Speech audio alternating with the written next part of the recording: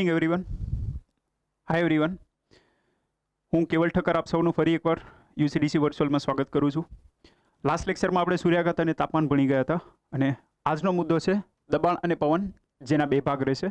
પહેલા ભાગમાં આપણે ભણીશું દબાણ, બીજા ભાગમાં ભણીશું પવન. તો આજના પહેલા ભાગમાં મુદ્દા કયા કયા રહેશે?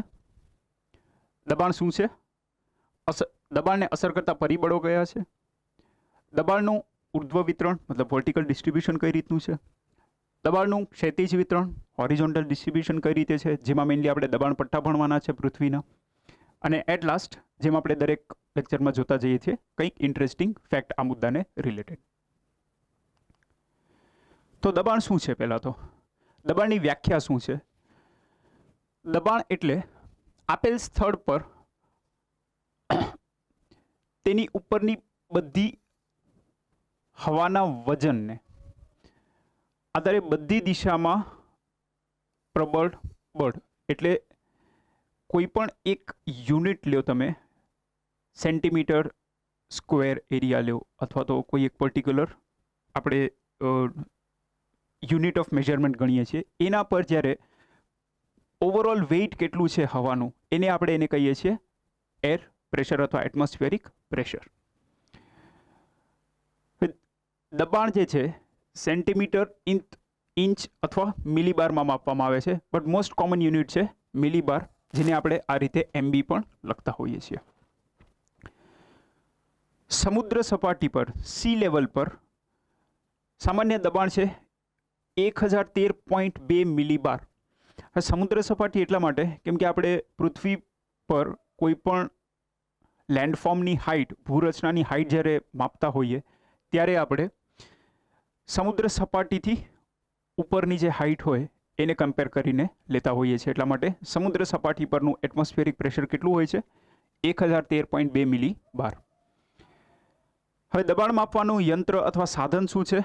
બેરોમીટર, એનેરોઇડ બેરોમીટર અથવા બેરોગ્રાફ. બેરોગ્રાફ એ પણ છે. નેક્સ્ટ, તો 1 મિલીબાર એટલે 1 ગ્રામ પ્રતિ સેન્ટીમીટર સ્ક્વેર. 1000 મિલીબાર એટલે 1.053 કિલોગ્રામ્સ પર સેન્ટીમીટર સ્ક્વેર. આ યુનિટ યાદ રાખજો. આ તો યાદ રાખવાનું છે, ઓબ્વિયસ છે. હવે દબાણને અસર કરતા પરિબળો કયા છે? સૌથી પહેલા તો ઊંચાઈ.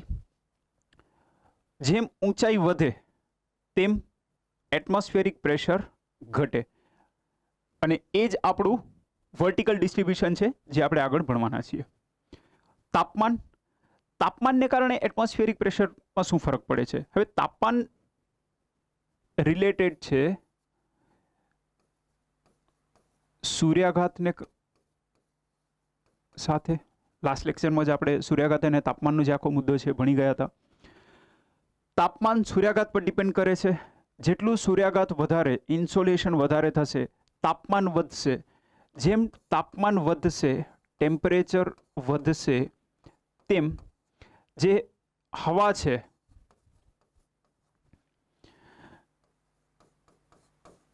એ એક્સપાન્ડ કરે છે, એના જે અણુઓ છે એ છૂટા પડે છે. એર એક્સપાન્ડ્સ. એર એક્સપાન્ડ થાય એટલે એ શું થાય? હળવી બને.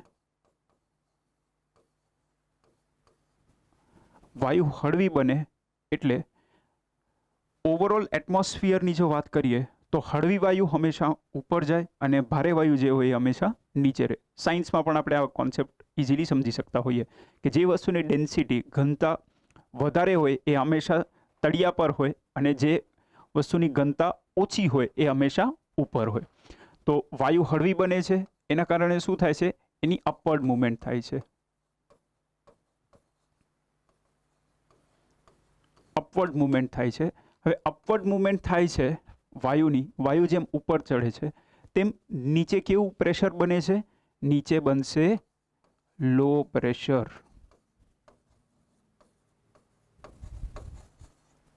નીચે બને છે લો પ્રેશર, લઘુ દાબ. એટલે સીધું જો જોઈએ તો જ્યાં ટેમ્પરેચર વધારે ત્યાં તમને કયા પ્રકારનું દબાણ મળશે? લઘુ દાબ અથવા લઘુ દબાણ લો પ્રેશર મળશે. રિવર્સ ઇટ, ટેમ્પરેચર ઓછું હશે, જેમ કે ધ્રુવીય વિસ્તાર છે અથવા તો ઊંચાઈવાળો વિસ્તાર છે, ઠંડો પ્રદેશ છે, તો ટેમ્પરેચર ઓછું હશે ત્યાં તમને કયા પ્રકારનું પ્રેશર મળશે? હાઈ પ્રેશર મળશે. ક્લિયર? તો તાપમાન અને દબાણનું શું સંબંધ છે એ સમજાવ્યું મેં તમને. નેક્સ્ટ, ભેજ. હવે ભેજ જે છે એ અગેન ટેમ્પરેચર પર જ ડિપેન્ડ કરે છે. ભેજ ધારણ ક્ષમતા વાતાવરણની સંપૂર્ણપણે એના તાપમાન પર ડિપેન્ડન્ટ છે. તો તાપમાન વધારે છે, પ્રેશર લો છે, તો એ એરિયામાં ભેજ કેવું હશે? ટેમ્પરેચર વધારે તેમ ભેજ ધારણ ક્ષમતા વધારે. તો ટેમ્પરેચર વધારે હોય તો ભેજ ધારણ ક્ષમતા પણ વધારે હશે. ઇનડાયરેક્ટલી એને આપણે એમ કહી શકીએ કે જ્યાં ભેજનું પ્રમાણ વધારે હોય ત્યાં લો પ્રેશર હશે. નેક્સ્ટ, ગુરુત્વાકર્ષણ બળ અને દબાણ. ગુરુત્વાકર્ષણ બળને કારણે શું થાય છે? જે ઓવરઓલ એટમોસ્ફિયર છે, પૃથ્વીની આસપાસનું જે વાતાવરણ છે એ આ રીતે પકડાઈ રહે છે. એટમોસ્ફિયર આપણે આગળ સ્ટ્રક્ચર ભણી ગયા હતા, મેગ્નેટોસ્ફિયર ને એ બધું ભણી ગયા હતા. તો પૃથ્વીના ગુરુત્વાકર્ષણ બળને કારણે શું થાય છે? ઓવરઓલ વાતાવરણ જે છે એ પૃથ્વીથી પકડાઈ રહે છે અને દબાણ જે છે એ પૃથ્વીની નજીક વધારે હોય અને જેમ ઊંચાઈ વધે તેમ દબાણ ઘટતું જાય છે. તો one of the reason is gravitational force. જેમ ઊંચાઈ વધે તેમ દબાણ ઘટે છે. રાઈટ? તો ગુરુત્વાકર્ષણ બળ ઓબ્વિયસલી એની ઇફેક્ટ સૌથી વધારે પૃથ્વીની સપાટી પર, અને જેમ ઊંચાઈ વધે તેમ ગુરુત્વાકર્ષણ બળની જે અસર છે એ પણ મિનિસ્ક્યુલમાં ઘટતી જતી હોય. તો એ જ રીતે એટમોસ્ફિયરિક પ્રેશર પણ ઘટતું જતું હોય છે. નેક્સ્ટ, વાતાવરણનું ઉર્ધ્વ વિતરણ, વર્ટિકલ ડિસ્ટ્રીબ્યુશન શું છે? વર્ટિકલ ડિસ્ટ્રીબ્યુશનના રિલેટેડ એક્ઝામ પર્સપેક્ટિવથી જો જોઈએ તો એટલું ખાસ ઇમ્પોર્ટન્ટ નથી. મેઇન ઇમ્પોર્ટન્ટ છે એ છે હોરિઝોન્ટલ ડિસ્ટ્રીબ્યુશન, જેમાં દબાણ પટ્ટા ભણવાના હોય છે. ઊંચાઈની સાથે દબાણ તીવ્રતાથી ઘટે છે. અહીંયા કીવર્ડ છે તીવ્રતાથી. એક્ઝામમાં કન્ફ્યુઝ કરી શકે કે મંદ ગતિએ ઘટે છે, બટ ના, તીવ્ર ગતિએ ઘટે છે. તો કેટલો ઘટાડો નોંધાય છે? ઊંચાઈ સાથે દબાણ ઘટવાનો દર પ્રતિ 165 મીટરે 1 સેન્ટીમીટર અથવા 13.32 મિલીબાર. દર 165 મીટર ઊંચાઈ વધવાની સાથે 1 સેન્ટીમીટર અથવા તો 13.32 મિલીબાર જેટલું એટમોસ્ફિયરિક પ્રેશર ઘટે છે. નેક્સ્ટ, ક્ષિતિજ વિતરણ. One of the most important topics four exam. અને ઓવરઓલ એક્ઝામ ટોપિક્સની જો વાત કરીએ તો જ્યોગ્રાફીમાંથી આના રિલેટેડ ક્વેશ્ચન્સ ઘણીવાર પૂછાતા હોય છે, દબાણ પટ્ટાને રિલેટેડ. કેમ કે દબાણ પટ્ટા જે રીતે સર્જાય છે એના જ પરથી પવનો પણ ડેવલપ થાય છે. કુલ દબાણ પટ્ટા પૃથ્વી પર છે 7. કયા 7? ઉષ્ણકટિબંધીય લઘુદાબ પટ્ટો, અયનવૃત્તીય ગુરુદાબ પટ્ટો, N અને S એટલે ઉત્તરી ગોળાર્ધમાં પણ છે, દક્ષિણ ગોળાર્ધમાં પણ છે. ધ્રુવ વૃત્તીય લઘુદાબ પટ્ટો, અગેન ઉત્તર અને દક્ષિણ ગોળાર્ધ બંનેમાં આવશે. ધ્રુવીય ગુરુદાબ પટ્ટો, અગેન ઉત્તર અને દક્ષિણ બંને ગોળાર્ધમાં આવશે. તો આ થઈ ગયા 6 વત્તા આવડું 1 એટલે થઈ ગયા ટોટલ 7. હવે એક વસ્તુ તમારે અહીંયા ઇઝીલી યાદ રહી જશે, ઓલ્ટરનેટ છે. પહેલા છે લઘુદાબ, પછી છે ગુરુદાબ, પછી છે લઘુદાબ અને ફરી પછી છે ગુરુદાબ. એટલે એમાં ગોખવાની પદ્ધતિ આપણે અપનાવવાની નથી, ઇઝીલી યાદ રહી જશે. જોઈએ આ કઈ રીતે ડેવલપ થાય છે, એના પાછળના કારણો શું છે અને એની અસર શું થાય છે.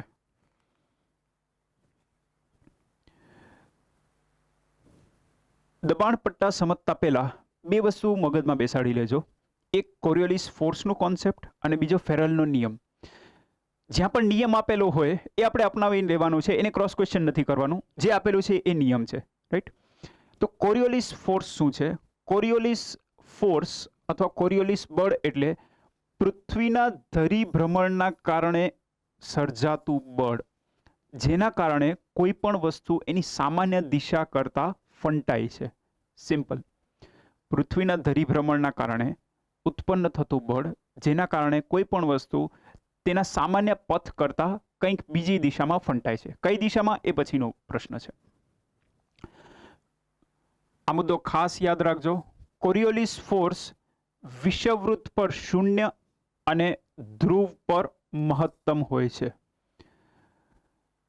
વિષુવવૃત્ત પર 0 એટલે વિષુવવૃત્ત પર કોઈ વસ્તુ જ્યારે ફરતી હશે, ઓવરઓલ જે ઓર્બિટ છે એ લાંબી છે, અસર ઓછી જણાય.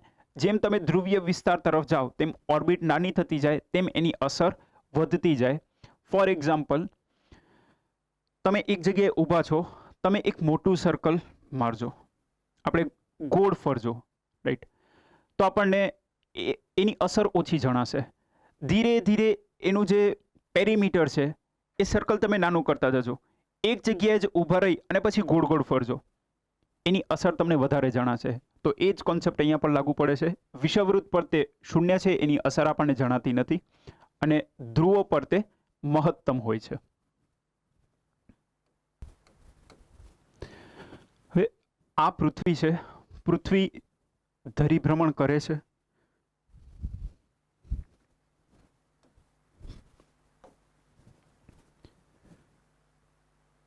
પૃથ્વી પોતાની ધરી પર ભ્રમણ કરે છે. જેમ તમે વિષુવવૃત્તથી ઉપર તરફ જાઓ તેમ એનું લેટિટ્યૂડના જે સર્કલ્સ છે, અક્ષાંશના જે સર્કલ છે એ નાના બનતા જાય અને એની અસર વધતી જાય છે.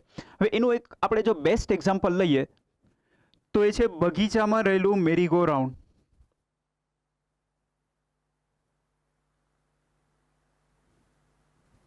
આપણે આ ગેમ બચપનમાં બધા રમેલા જ હોયા છીએ. આમાં જ ક્યાંક કોરિયોલિસ ફોર્સનો કોન્સેપ્ટ રહેલો છે. કઈ રીતે? માની લો આપણે આ રીતે 3-4 જણા બેસી અને સામસામે બોલ ફેંકીએ છીએ, અને આ માની લો કે પૃથ્વી છે ગોળ ફરે છે.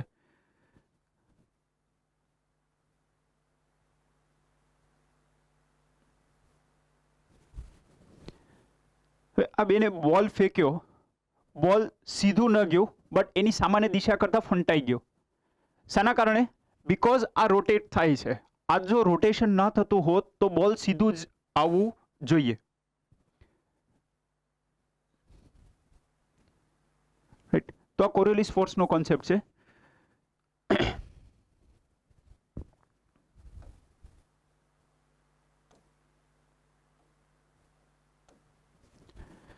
જ્યાં પૃથ્વીના ધરીભ્રમણને કારણે આ બળ સર્જાય છે. એકમાત્ર કારણ છે ધરીભ્રમણ. ક્લિયર? નેક્સ્ટ, ફેરેલનો નિયમ. ફેરેલનો નિયમ શું કહે છે?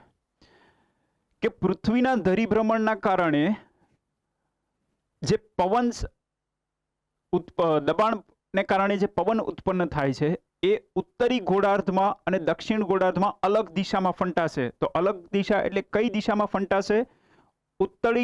ઉત્તરી ગોળાર્ધમાં એ જમણી બાજુ ફંટાશે અને દક્ષિણ ગોળાર્ધમાં ડાબી બાજુએ ફંટાશે.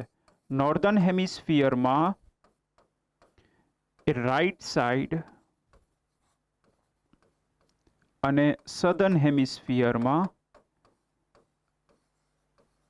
Left side ફંટાશે. આ ખાલી યાદ રાખવાનું છે. નિયમ છે, એમાં આપણે કંઈ જ ક્રોસ ક્વેશ્ચન કરવાનું નથી.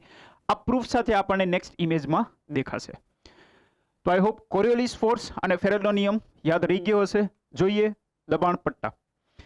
દબાણ પટ્ટા 7 કયા છે એ મેં તમને નામ કીધા. Equatorial low pressure belt.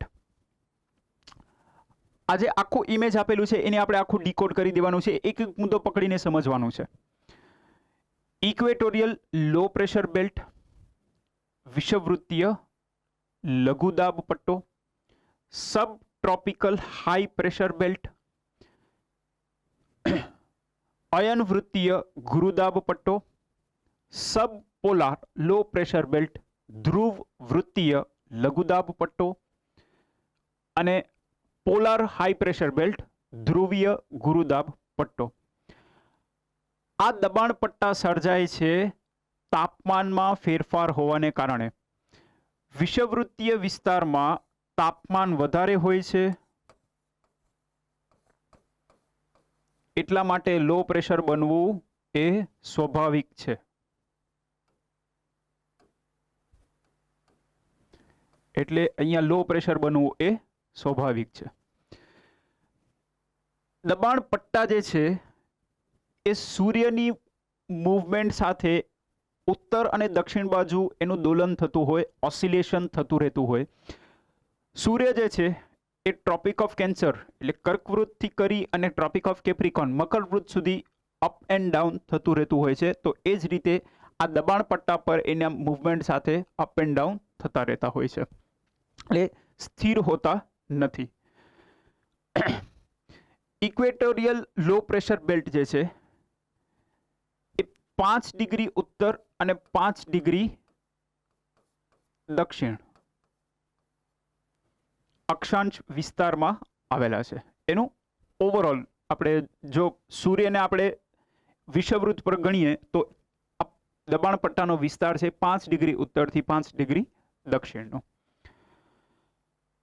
2 દબાણ પટ્ટા ટોટલ આપણે 7 છે, પણ આપણે વન સાઈડ પકડીને ચાલીશું સમજવા માટે. એટલે નામ થઈ જશે ખાલી 4 નામ ઇક્વેટોરિયલ લો પ્રેશર બેલ્ટ, અને એક બાજુના જો 3 નામ પકડીએ તો ટોટલ નામ થઈ ગયા 4. 4 માંથી 2 દબાણ પટ્ટા એ થર્મલ ફેક્ટરને કારણે સર્જાય છે, એટલે તાપમાનને લગતા પરિબળને લીધે સર્જાય છે. અને બીજા 2 પટ્ટા જે છે એ ડાયનેમિક ફેક્ટર એટલે પૃથ્વીના ધરી ભ્રમણના કારણે જે પરિબળ સર્જાય છે એના કારણે સર્જાય છે. કયા 2 પટ્ટા થર્મલ ફેક્ટરના કારણે સર્જાય છે? એક ઇક્વેટોરિયલ લો પ્રેશર બેલ્ટ અને બીજું છે પોલાર હાઈ પ્રેશર બેલ્ટ. અહીંયા તાપમાન ઓછું છે, અહીંયા તાપમાન વધારે છે એટલે લો પ્રેશર બેલ્ટ સર્જાવું સ્વાભાવિક બને છે. અહીંયા તાપમાન અતિશય ઠંડુ છે એટલા માટે અહીંયા હાઈ પ્રેશર સર્જાવું સ્વાભાવિક છે. તો ફર્સ્ટ એન્ડ લાસ્ટ જે પ્રેશર બેલ્ટ છે એ સર્જાય છે થર્મલ ફેક્ટરના કારણે. બાકી આ જે 2 દબાણ પટ્ટા છે sub tropical high pressure belt અને સબ પોલાર લો પ્રેશર બેલ્ટ એ સર્જાય છે પૃથ્વીના ધરી ભ્રમણના કારણે અને કોરિયોલિસ ફોર્સના કારણે. હવે વિષવવૃત્તીય વિસ્તારમાં તાપમાન વધારે છે, સૂર્યાઘાત વધારે છે, તો ઓબ્વિયસ છે તાપમાન વધારે છે, સૂર્યાઘાત વધારે છે, હવા હળવી બને છે, હવા ઉપર જાય છે. જેમ ઊંચાઈ વધે તેમ અગેન તાપમાન ઘટે, જેમ ઉપર જાય હવા તાપમાન ઘટે છે, હવા ફરીથી ભારે બને છે અને અગેન નીચે આવે છે. હવે ભારે હવા જ્યારે નીચે આવે છે તો એ એકચ્યુઅલી નીચે ઉતરે છે આ પટ્ટામાં 30 થી 35 ડિગ્રી ઉત્તર અને 30 થી 35 ડિગ્રી દક્ષિણ અક્ષાંશ વિસ્તારમાં. જ્યાં ભારે હવા હોય ત્યાં પ્રેશર કેવું હોય? હંમેશા હાઈ પ્રેશર હોય, ગુરુદાબ જ હોય. તો સબ ટ્રોપિકલ હાઈ પ્રેશર બેલ્ટ જે છે એ સર્જાય છે ઇક્વેટોરિયલ લો પ્રેશર બેલ્ટના કારણે. સબ પોલાર લો પ્રેશર બેલ્ટ જે છે એ ડાયનામિક ફેક્ટરના કારણે સર્જાય છે. રાઈટ. અહીંયા નેચરલ કન્ડિશન્સ જ એવી છે કે હાઈ પ્રેશર જ બને, અને પ્લસ આ જે 2 હાઈ પ્રેશર બેલ્ટ છે એ વચ્ચે વિસ્તાર એટલો બધો છે કે અહીંયાથી જે પવનો નીકળે છે એ આ એરિયામાં લો પ્રેશર બેલ્ટમાં જઈને મળે છે. સબપોલાર લો પ્રેશર બેલ્ટનું જે વિસ્તાર છે એ 60 થી 65 ડિગ્રી ઉત્તર અને 60 થી 65 ડિગ્રી દક્ષિણ અક્ષાંશ વિસ્તારમાં છે. અને હાઈ પ્રેશર બેલ્ટ જે છે ધ્રુવીય વિસ્તારના એ ઓબ્વિયસ છે કે ધ્રુવીય વિસ્તાર જે 80 થી 90 ડિગ્રી અક્ષાંશીય વિસ્તાર છે એ એરિયામાં હશે. તો પહેલા તો નામ ક્લિયર થઈ ગયા, દરેક દબાણ પટ્ટા શેના કારણે સર્જાય છે એ ક્લિયર થઈ ગયું. હવે જોઈએ અહીંયા બ્રેકેટમાં કંઈક નામ લખેલા છે એ મુદ્દો. ઇક્વેટોરિયલ લો પ્રેશર બેલ્ટને કહેવાય છે ડોલ્ડ્રમ. એના એકચ્યુઅલી બે નામ છે, બીજું નામ પછી કહું છું. આને કહેવાય છે ડોલ્ડ્રમ. ડોલ્ડ્રમ એટલે એવો વિસ્તાર જ્યાં પવનની ગતિ મંદ છે, એકદમ કામનેસ છે. Area of calmness is called doldrum. હવે કામનેસ એટલે કયા સંદર્ભમાં? આપણને એમ થાય કે આટલું બધું ટેમ્પરેચર વધારે છે તો અહીંયા પવનની ગતિ કેમ મંદ હોઈ શકે? પવનની ગતિ હંમેશા ડિપેન્ડ કરશે પ્રેશર ગ્રેડિયન્ટ ફોર્સ પર. બે એરિયા છે, હાઈ પ્રેશર અને લો પ્રેશર માની લો, રાઈટ. અહીંયા છે 990 મિલીબાર, અહીંયા છે 1000 મિલીબાર અને અહીંયા માની લો 1010 મિલીબાર. પ્રેશર ગ્રેડિયન્ટ ફોર્સ શું છે એ સમજો. આના પર પવનની ગતિ નિર્ભર કરશે. પવન તો સર્જાશે, પવન હંમેશા હાઈથી લો પ્રેશર તરફ જ જશે, પણ એની ગતિ ડિપેન્ડ કરશે બંને વચ્ચે ડિફરન્સ કેટલું છે એના પર. હવે પવનની જો વાત કરીએ તો પવન હાઈથી લો પ્રેશર જ જશે. આ વિસ્તારમાં જ આ બે એરિયામાંથી પવન જવાના છે, કેમ કે સાપેક્ષે જો જોઈએ તો 990 મિલીબાર એ આ બંને કરતાં ઓછું છે, પણ પવનની ગતિ જે છે એ આ એરિયામાંથી આવતા પવનની વધારે હશે, કારણ કે અહીંયા પ્રેશરનો ડિફરન્સ છે 20 મિલીબાર અને અહીંયા પ્રેશરનો ડિફરન્સ છે 10 મિલીબાર. ક્લિયર? એટલે અહીંયા જે પવનો મળે છે, આ જે ગુલાબી લીટીઓ તમને દેખાય છે એ પવનો છે. અહીંયા જે પવનો મળે છે એ ઓવરઓલ ટેમ્પરેચર ડિફરન્સ વધારે નથી. ટેમ્પરેચર ઊંચું છે પણ ટેમ્પરેચર ડિફરન્સ વધારે નથી. ટેમ્પરેચર માની લો 45 ડિગ્રી અને 47 ડિગ્રી છે. 2 ડિગ્રી સેલ્સિયસનો ફરક છે, પણ એનું ડિફરન્સ ઓછું હશે તો પવનની ગતિ ઓછી હશે. માની લો બીજો એક એરિયા છે 40 ડિગ્રી અને 35 ડિગ્રી સેલ્સિયસ. અહીંયા તાપમાન ઓછું હશે આની કમ્પેરિઝનમાં, પણ ટેમ્પરેચર રેન્જ વધારે છે, ડિફરન્સ ઓફ ટેમ્પરેચર વધારે છે, એટલે પવનની ગતિ અહીંયા વધારે હશે, અહીંયા પવનની ગતિ ઓછી હશે. તો આ જ લોજિક અહીંયા પણ કામ કરે છે. ઇક્વેટોરિયલ રિજનમાં ટેમ્પરેચર વધારે છે પણ ટેમ્પરેચર ડિફરન્સ ઓછું હોવાને કારણે અહીંયા જે પવનો મળે છે એની ગતિ ઓછી હોય છે.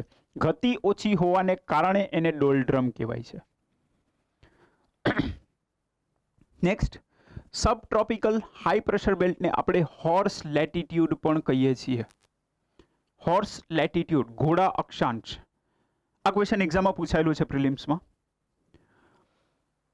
30 થી 35 ડિગ્રી ઉત્તર અને 30 થી 35 ડિગ્રી દક્ષિણ અક્ષાંશનો જે વિસ્તાર છે એને આપણે ઘોડા અક્ષાંશ કહીએ છીએ. હવે ઘોડા અક્ષાંશ એટલા માટે, એના પાછળ એક હિસ્ટોરિકલ સ્ટોરી છે કે જ્યાં ભૂતકાળમાં શિપ્સ એટલી ડેવલપ નહોતી. જ્યારે આપણે નેવી ટ્રેડ કરતા હતા અને હજી ટેકનોલોજી એટલી વેલ ડેવલપ નહોતી, તો જે જહાજ હતા એ કયા પ્રકારના હતા? પેલા પડદાવાળા જહાજ હતા. તો પડદાવાળા જહાજ જે છે એ જે દિશામાં પવન હશે એ દિશામાં જ વહેશે. અને બીજું કે ઘોડાનું ટ્રેડ થતું હતું, રાઈટ, હોર્સનું ટ્રેડિંગ થતું હતું. તો હોર્સનું જ્યારે ટ્રેડિંગ થતું હતું ત્યારે પવનને કારણે જે ટ્રેડર્સ હતા, જે ઘોડા લઈ જતા હતા, એ ઘણીવાર દરિયાની વચ્ચે જો ફસાઈ જાય તો આ વિસ્તારમાં એ લોકો એ ઘોડાને દરિયામાં ફેંકી દેતા હતા. શા માટે? વજન ઓછું થાય થોડું અને શિપ જે છે એ ઇઝીલી સેલ થ્રુ થઈ જાય એટલા માટે. એટલે આ કારણને લીધે એને ઘોડા અક્ષાંશ કહેવાય છે. ઓકે, નેક્સ્ટ, આ દબાણ પટ્ટા થઈ ગયા. હવે જોઈએ એના રિલેટેડ પવનો. પવન જે છે એ સર્જાય છે દબાણમાં ફેરફાર હોવાને કારણે. કોઈ બે એરિયામાં જ્યારે દબાણમાં ફેરફાર હશે ત્યારે જ પવન સર્જાશે. જો અહીંયા પણ 990 છે, અહીંયા પણ 990 છે મિલીબાર, તો પવન હશે જ નહીં, એરિયા કામ હશે. તો યાદ કરો ફેરલનો નિયમ અને કોરિયોલિસ ફોર્સ. કોરિયોલિસ ફોર્સ શું કહે છે કે પૃથ્વી પર પવન પોતાની સામાન્ય દિશા કરતા ફંટાય છે ધરીભ્રમણને કારણે. અને ફેરલનો નિયમ એક પગલું આગળ જઈને શું કહે છે કે ઉત્તરી ગોળાર્ધમાં પવન પોતાની જમણી બાજુ અને દક્ષિણ ગોળાર્ધમાં પવન પોતાની ડાબી બાજુએ ફંટાય છે. તો આજે તમને પિંક લાઇન્સ દેખાય છે એ પવનોની છે. પવન વિશે એક વસ્તુ યાદ રાખજો, પવન હંમેશા જે દિશામાંથી આવતું હશે એના પરથી એનું નામ પડશે, સોર્સ પરથી એનું નામ પડશે.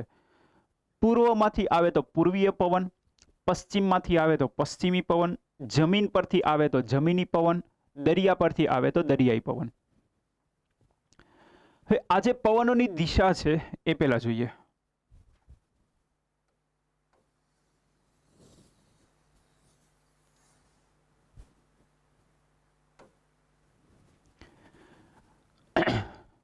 ઇક્વેટોરિયલ લો પ્રેશર બેલ્ટ છે,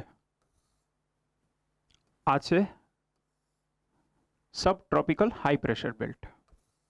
નોર્થ અને સાઉથ, આ લો પ્રેશર છે, આ હાઈ પ્રેશર છે, અગેન આ હાઈ પ્રેશર છે. તો પહેલા તો માની લ્યો કે કોઈ દિશામાં ફંટાતું નથી, તો હાઈ પ્રેશરથી લો પ્રેશર પવન આ રીતે આવશે. યસ. હવે બે મુદ્દા આપણે જોયા છે, કોરિયોલિસ ફોર્સ અને ફેરલનો નિયમ. કોરિયોલિસ ફોર્સ કે છે ફંટાય છે, ફેરલ શું કહે છે, ફેરલનો નિયમ શું કહે છે, પવન પોતાની સામાન્ય દિશા કરતા, આ ઉત્તરી ગોળાર્ધ છે, આ દક્ષિણી ગોળાર્ધ છે, ઉત્તરી ગોળાર્ધમાં પોતાની સામાન્ય દિશા કરતા જમણી બાજુએ ફંટાય છે. હવે આની જમણી બાજુ એટલે આને તમારે રિવર્સ જોવું પડે. પવનની દિશા ઉપરથી નીચે છે એટલે આપણે આમ નીચે જોઈએ, ઉપરથી નીચે એટલે એની જમણી બાજુ એટલે આ રીતે થયું. એટલે અહીંયાથી આમ આવવાની બદલે એ પોતાની જમણી બાજુ ફંટાય છે એટલે એની દિશા થઈ ગઈ આ રીતે. એ તમે જોઈ શકો છો આ રીતે છે. દક્ષિણ ગોળાર્ધમાં જો ફંટાતું ન હોય તો પવન આ રીતે સીધા જ આવે. ફેરલનો નિયમ શું કહે છે, ડાબી બાજુ, તો એની ડાબી બાજુ થઈ ગઈ. પવનની દિશા ખાસ નોંધવાની છે, એની ડાબી બાજુ પકડવાની છે, મિસ્ટેક ના થવી જોઈએ. બસ આ કોન્સેપ્ટ સમજાઈ ગયું તો આગળના જે છે એ પણ ઇઝી જ છે. અહીંયા લો પ્રેશર છે, અહીંયા હાઈ પ્રેશર છે, અહીંયા હાઈ પ્રેશર છે, તો પવન અહીંયાથી આમ જવું જોઈએ. ઉત્તરી ગોળાર્ધ છે એની જમણી બાજુ, પવન હાઈ પ્રેશરથી લો પ્રેશર તરફ આવવું જોઈએ. ઉત્તરી ગોળાર્ધ છે એની જમણી બાજુ. ક્લિયર? સેમ વે દક્ષિણ ગોળાર્ધ, હાઈ પ્રેશર વચ્ચે લો પ્રેશર, તો પવન અહીંયાથી આમ આવશે અને અહીંયાથી આ રીતે આવશે. ડાબી બાજુ અને અહીંયા પણ ડાબી બાજુ ફંટાશે. આઈ હોપ આ વસ્તુ ક્લિયર છે, પવનની દિશા કઈ રીતે નક્કી થાય છે. હવે અહીંયા અમુક નામ લખેલા છે પવનના. North East trade winds, south East trade winds. North East મેં તમને નામ હમણાં જ કીધું કે પવનનું નામ એની દિશા પરથી પડશે. નોર્થ ઈસ્ટ ડાયરેક્શનમાંથી આવે છે એટલે એને ઉત્તર પૂર્વીય પવન કહેવાય છે. સાઉથ ઈસ્ટ ડાયરેક્શનમાંથી આવે છે એટલે એને સાઉથ ઈસ્ટ પવન કહેવાય છે. વેસ્ટર્લીઝ તો વેસ્ટમાંથી આવે છે, પશ્ચિમથી આવે છે એટલે ઈસ્ટર્લીઝ તો ઈસ્ટમાંથી આવે છે. કયા વિસ્તારમાંથી આવે છે? પોલાર રિજનમાંથી, તો પોલાર ઈસ્ટર્લીઝ એવું એડજેક્ટિવ લાગી જાય છે. પ્રિવેલિંગ વેસ્ટર્લીઝ, પ્રિવેલિંગ એટલે જે અત્યારે વહે છે, જે ચાલુ છે એને આપણે પ્રિવેલિંગ કહીએ છીએ. આનું કોઈ ટેકનિકલ એવું એડજેક્ટિવ તરીકે વપરાતું નથી. ટ્રેડ વિન્ડ્સ, વ્યાપારી પવનો. વ્યાપારી પવનો એટલા માટે કેમ કે અગેન થોડું આપણે હિસ્ટ્રીને જો જોઈએ તો શિપ્સ એટલી ડેવલપ નહોતી અને જે જહાજો છે એ પવનની દિશાનો ઉપયોગ કરી અને અવર જવર કરતા રહેતા હતા, જેથી વેપાર કરતા હતા અને એટલા જ માટે એને વ્યાપારી પવનો કહેવાય છે. તો આઈ હોપ ડાયાગ્રામ ક્લિયર થઈ ગયો હશે બધાને. તો જોઈએ equatorial low pressure belt. Equatorial low pressure વિષુવવૃત્તીય લઘુદાબ પટ્ટો. ઓકે, એનું બીજું નામ પણ છે ITCZ.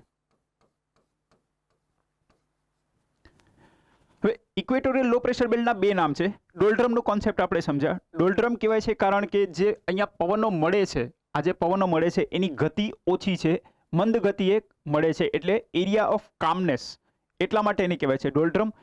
ITCZ, હવે ITCZ નું ફૂલ ફોર્મ શું છે? Inter tropical convergence zone. જ્યારે આપણને કોઈ પણ શબ્દ ભારે પડે તો એને તોડી પાડવું. શું કહે છે? Inter tropical. Inter tropical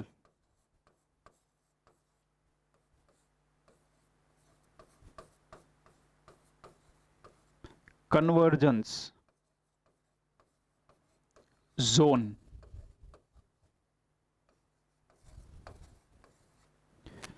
inter tropical convergence zone. ઇંગ્લિશમાં આપણે ગ્રામેટિકલી જો થોડીક વાત કરીએ તો ઇન્ટર અને ઇન્ટ્રા આ રીતે બે શબ્દ વાપરતા હોઈએ. ઇન્ટ્રા અને ઇન્ટર. ઇન્ટ્રા મતલબ કોઈ એક જ વ્યવસ્થાના અંદરના ઘટકોનું પરસ્પર સંબંધ, અને ઇન્ટર એટલે એક વ્યવસ્થા અને બીજી વ્યવસ્થા વચ્ચેનો સંબંધ, બે દેશ વચ્ચેનો સંબંધ, એટલે આપણે એને કહીએ ઇન્ટરનેશનલ. રાઈટ. ઇવન સ્કિલ્સની આપણે વાત કરીએ, પર્સનલ સ્કિલ્સ, તો આપણે વાત કરતા હોય ઇન્ટ્રાપર્સનલ સ્કિલ્સ. ઇન્ટ્રાપર્સનલ સ્કિલ્સ મતલબ આપણી સ્કિલ્સ જે આપણને જ ખાલી કામ આવવાની છે, આપણી અંદરની પોતાની સ્કિલ્સ. ઇન્ટરપર્સનલ સ્કિલ્સ આપણે જેમ બીજા સાથે કેમ ડીલ કરીએ છીએ એ આપણી ઇન્ટરપર્સનલ સ્કિલ્સ થઈ. તો અહીંયા ઇન્ટર શબ્દ વપરાયું છે, મતલબ ઇન્ટર એટલે બે વ્યવસ્થા વચ્ચેની વાત છે. શું? ટ્રોપિકલ.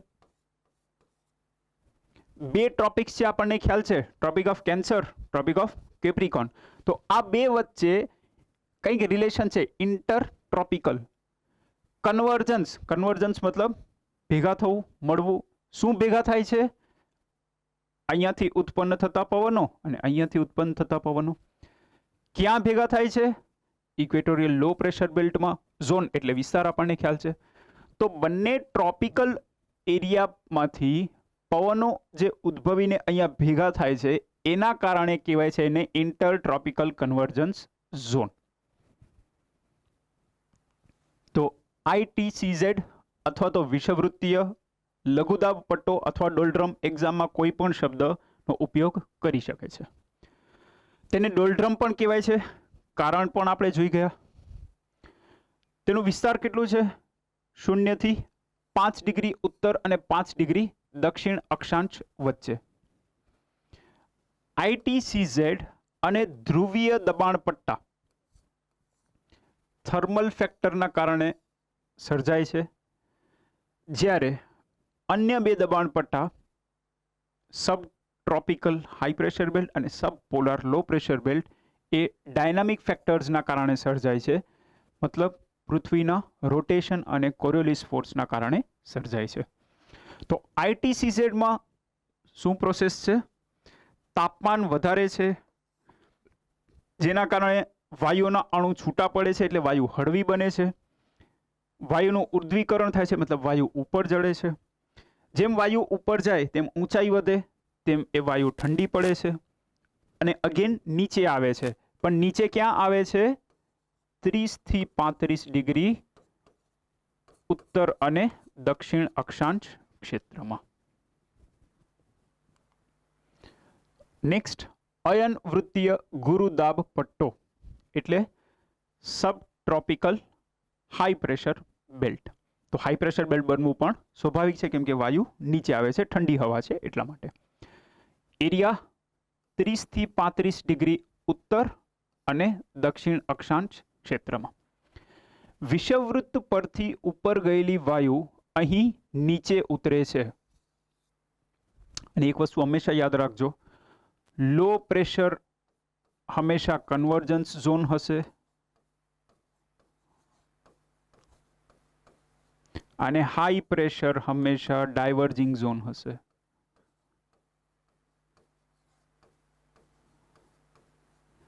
લો પ્રેશરમાં હંમેશા પવન ભેગા થાય, હાઈ પ્રેશરમાંથી હંમેશા જુદા પડે. તેને ઘોડા અક્ષાંશ પણ કહેવાય છે, કારણ આપણે જોયું. આબોહવા કેવી છે? ગરમ અને સૂકી આબોહવા છે. આ ખાસ યાદ રાખજો, ગરમ અને સૂકી આબોહવા છે, કારણ કે પવન છૂટા પડે છે. છૂટા પડે છે મતલબ આ એરિયામાંથી મોઇસ્ચર લઈને જાય છે. લો પ્રેશર હશે ત્યાં મોઇસ્ચર લઈને આવશે. વિશ્વના મોટા ભાગના રણ પ્રદેશ આ વિસ્તારમાં આવેલા છે. મોસ્ટ ઇમ્પોર્ટન્ટ ક્વેશ્ચન એક્ઝામ પર્સપેક્ટિવથી. વિશ્વના મોટા ભાગના ગરમ રણ પ્રદેશ આ વિસ્તારમાં છે. વેપારી પવનો અહીંથી વહે છે. આપણે ડાયાગ્રામમાં જોઈ ગયા હતા કે સબટ્રોપિકલ હાઈ પ્રેશર બેલ્ટથી ઇક્વેટર તરફ વેપારી પવનો વહે છે. ને આ રીતની શિપ્સ પહેલા હતી, જેના કારણે ઘોડા અક્ષાંશનું કોન્સેપ્ટ જે આપણે સમજી ગયા હતા, અને વેપારી પવનોનું કોન્સેપ્ટ પણ આના જ રિલેટેડ છે. ધ્રુવ વૃત્તીય લઘુ દાબ પટ્ટો, subtropical low pressure belt. Subtropical low pressure belt again converging zone હશે. પવનો ક્યાંથી ભેગા થાય છે? ધ્રુવીય વિસ્તારમાંથી આવતા ઠંડા પવનો અને નીચેથી આવતા જે પશ્ચિમી પવનો છે, ઘોડા અક્ષાંશમાંથી આવતા પશ્ચિમી પવનો. નીચેથી પશ્ચિમી પવન આવે છે, ઉપરથી પૂર્વીય પવન આવે છે. એરિયા કેટલું છે? 60 થી 65 ડિગ્રી ઉત્તર અને દક્ષિણ અક્ષાંશ. પ્રતિ વેપારી પવનોનો વિસ્તાર છે. વેપારી પવનો કેવા છે? ટ્રેડ વિન્ડ્સ કેવા છે? ઈસ્ટર્લીઝ છે, પૂર્વીય પવનો છે. નોર્થ ઈસ્ટર્લી અને સાઉથ વેસ્ટર્લી, રાઈટ. પ્રતિ વેપારી એટલે એનાથી વિપરીત દિશામાં વહેતા હોય. એટલે પ્રતિ વેપારી એટલે શું થયું? ઇનડાયરેક્ટલી પશ્ચિમી પવનો. જસ્ટ ટર્મિનોલોજી માટે એક્ઝામમાં કન્ફ્યુઝ કરી શકે છે. એટલે પશ્ચિમી પવનોનો વિસ્તાર છે આ. મધ્ય અક્ષાંશના ચક્રવાત આ એરિયામાં ઉદ્ભવે છે. Important point. મધ્ય અક્ષાંશના ચક્રવાત ક્યાં ઉદ્ભવશે? પહેલા તો ચક્રવાત માટે લો પ્રેશર જરૂરી હશે. લો પ્રેશર ક્યાં છે? એક તો વિષુવવૃત્તીય વિસ્તારમાં છે, અને બીજું ધ્રુવ વૃત્તીય લઘુદાબ છે એ એરિયામાં છે. કેમ કે હાઈ પ્રેશર હશે ત્યાં તો એન્ટી સાયક્લોન બનશે.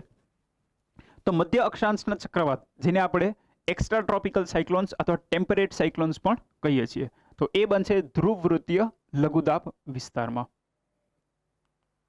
નેક્સ્ટ, ધ્રુવીય ગુરુદાબ પટ્ટો. ધ્રુવીય ગુરુદાબ પટ્ટો એરિયા આપણને ખ્યાલ છે ઓબ્વિયસલી, જે નોર્થ પોલ અને સાઉથ પોલનું જે એરિયા છે એ એરિયામાં ઉત્તર અને દક્ષિણ અક્ષાંશ. સૌર કિરણો ત્રાંસા પડતા હોવાને કારણે બાષ્પીભવન ઓછું થાય છે. ઓબ્વિયસ છે, બાષ્પીભવન ઓછું થાય તો ત્યાં ઠંડક વધારે હોય. ઠંડક વધારે હોય એટલે ગુરુદાબ સર્જાય છે. અતિ ઠંડુ વિસ્તાર છે, જેના કારણે હાઈ પ્રેશર બનવું નેચરલ છે.